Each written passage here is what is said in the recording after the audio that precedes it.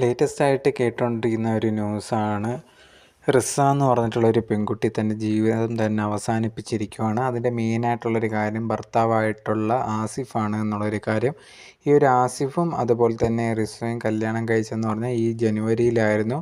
ഈ ഒരു പെൺകുട്ടിക്ക് 20 വയസ്സായിരുന്നു. അതിനുശേഷം ഈ ഒരു പെൺകുട്ടിയും ഭർത്താവും കൂടി ഗൾഫിലേക്കൊക്കെ പോയിട്ടുണ്ടായിരുന്നു. അവിടെ ചെന്നതിന് ശേഷമാണ് ഈ ഒരു പെൺകുട്ടി അറിയുന്നത് ഈ ഒരു വ്യക്തിയുടെ ലഹരി ഉപയോഗവും കാര്യങ്ങളൊക്കെ. അതിനെപ്പറ്റി ചോദ്യം ചെയ്ത സമയത്ത് മാനസികമായിട്ടും ശാരീരികമായിട്ടൊക്കെ ഉപദ്രവിക്കുമെന്നുള്ളൊരു കാര്യം കൂടി ഈ പെൺകുട്ടിയുടെ ഫ്രണ്ട്സിൻ്റെ അടുത്ത് സംസാരിക്കുന്നതിൻ്റെ വോയിസ് ക്ലിപ്പും കാര്യങ്ങളും പുറത്ത് വന്നിട്ടുണ്ടായിരുന്നു. നമ്മളിതിനെപ്പറ്റി ചോദിക്കുമ്പോഴൊക്കെ അടിക്കുന്നുണ്ട്, ആവശ്യമില്ലാതെ ഓരോ കാര്യങ്ങളൊക്കെ പറഞ്ഞിട്ടാണ് ഉപദ്രവിക്കുന്നത്, മാനസികമായിട്ടെല്ലാം ഉപദ്രവിക്കുന്നുണ്ട് എന്നുള്ളൊരു കാര്യം കൂടി ഈ ഒരു പെൺകുട്ടി പങ്കുവച്ചിട്ടുണ്ടായിരുന്നു.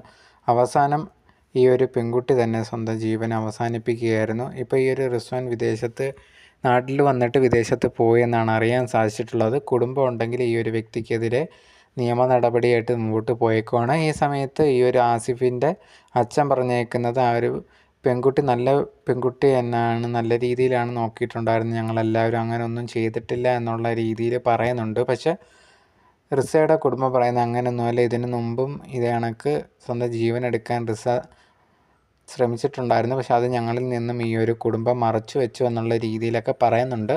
പക്ഷേ എന്നിരുന്നാൽ പോലും ഈ ഒരു കുട്ടിയുടെ ജീവിതമാണല്ലോ നഷ്ടപ്പെട്ടത്. കുറേയധികം പേര് ആ ഒരു വീഡിയോസിന് താഴെ വന്ന് കമൻ്റ് ഇടുന്നുണ്ടായിരുന്നു.